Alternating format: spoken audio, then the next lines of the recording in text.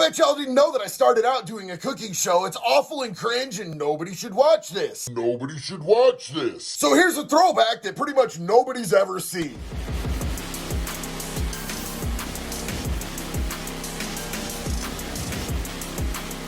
Y'all want to see something really cringe? It's some of the first content that I ever did in my life of myself. See, I used to work for this media company that got me through the pandemic. It was really the first time that I'd ever worked with video in my life. I got this job interview and I kind of just winged it. Like I went in, I studied for like 2 hours, went into the job interview, kind of pantomimed that I knew what I was doing. The dude was like, yo, I'll give you 2 video projects and if you do well on them, then you've got the job because I like your personality. He had no idea that I had no idea what I was talking about. It was really cool. It was kind of like a real life pro-social type of fraud, but I busted out the video projects for him and he gave me the job. And I spent like 2 years making podcasts and commercials for local companies here in Daytona Beach. But I was always behind the camera. I didn't see myself as the in front of the camera guy. Like, who wants to hear from a felon who had like serious substance use problems and was just kind of a mess and ADHD and all over the place? It turns out a few people actually did. But a lot of my friends that saw that I was getting like massive gains in the gym, they were like, how do I get gains like you?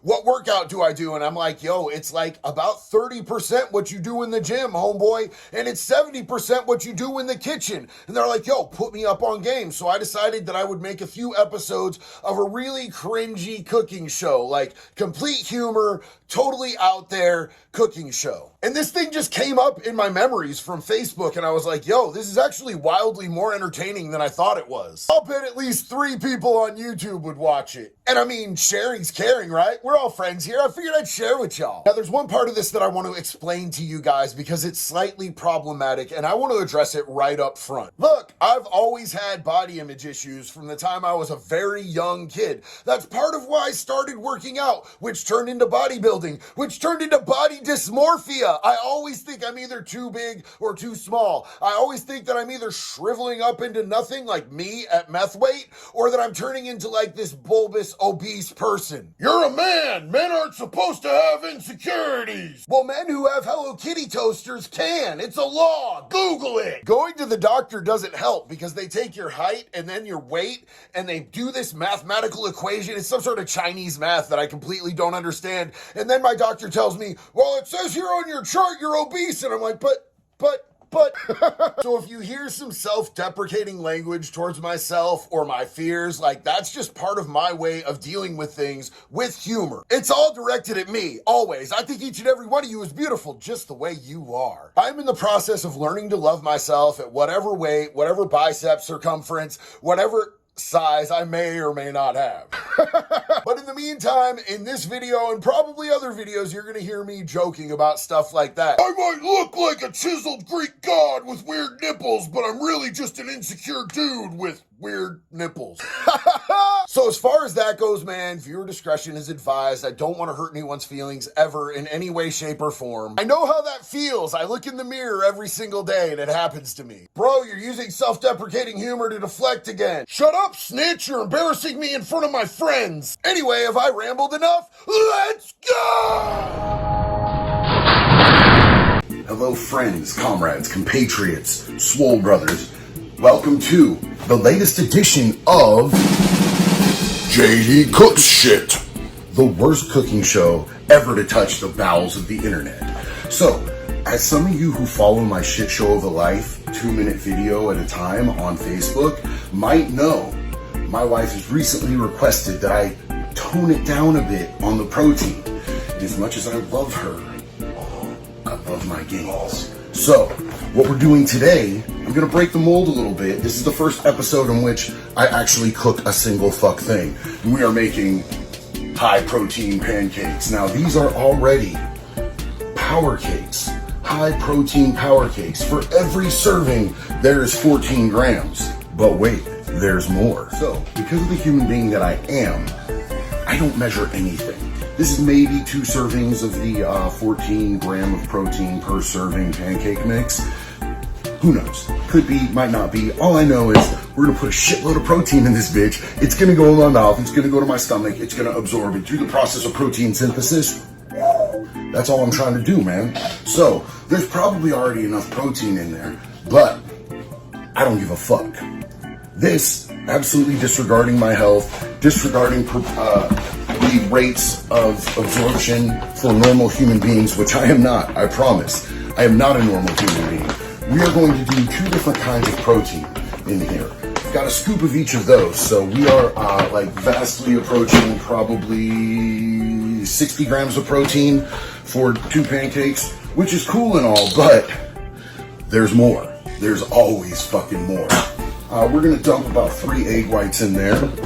So if we do the protein math on that, these are, who the fuck cares? It's a lot of protein.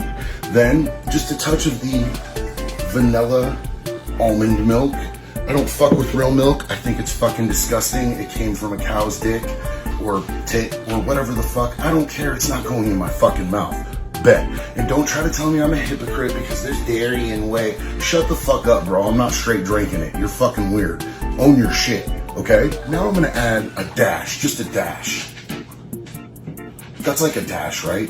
Is that a tips, a dash? I don't know. But if you put a lot of cinnamon in your first meal in the morning, it helps regulate your glycemic index through the rest of the day. Regulating your glycemic index is important, especially if you're trying to fucking get swole. You don't want your insulin levels all fucked up. You don't want the what's-it to go in the you-know-where and make you all fucking weird. Next thing you know, you got prostate cancer and you have to sit on one of those fucking rubber donut things because your asshole fell out.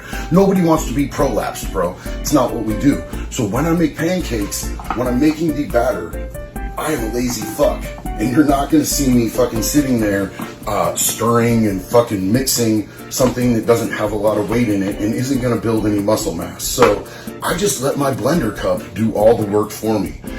Not only that, but it's loud and obnoxious too, and the kid's trying to sleep. What's up, Devin? Good fucking morning. So of course, normally in my opinion, bigger is always better, right? In every and all things. But I've realized through way too much trial and error that if I use my biggest pan, that shit's not gonna fit on the plate. The maple syrup spills over the sides and it's a fucking debacle. It took me several times trying to fucking master the craft of eating a pancake this big to figure out that it's best to just go with, what's that fucking word, that M word? Moderation, whatever the fuck that is. So, these days, I use this little bitch right here, all right? And I know it looks fucking annoying. It looks like the Pete Davidson of fucking cooking pans, but I hate to admit it, it does get the job done. And as some super annoying fit chick on Instagram likes to repeat over and over again, there are just so many antioxidants in blueberries. They are better for you than any vitamin you could ever consume. So, we're gonna make blueberry protein pancakes. Mainly because I like the fucking taste. I'm not trying to fucking eat all the vitamins in the world. I'm trying to get big, but if we can make something taste good, I'm also down for that. As far as heat settings, I generally just go somewhere between medium and fucking extreme fucking Taco Bell fucking hot sauce heat. It depends on how impatient I am and how much I care if my fucking pancakes are all black in the morning, which is generally, I don't give a fuck.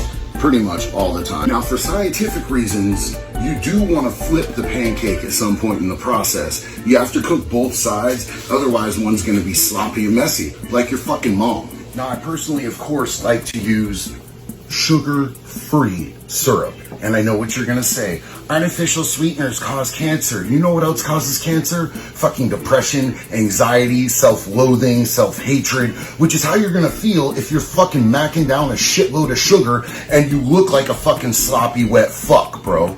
Use the sugar-free. Who the fuck cares? Fucking air has cancer in it these days. Your asshole has cancer in it these days. At least I'm gonna die big.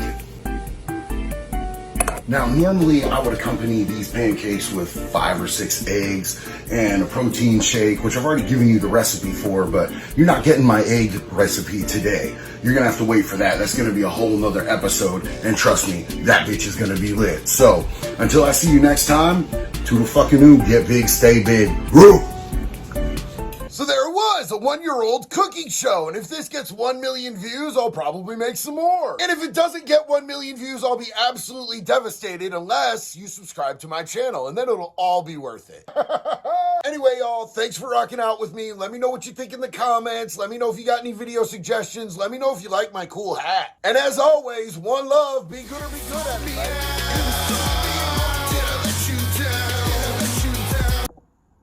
You're still here? Why are you still here? It's over. Go away.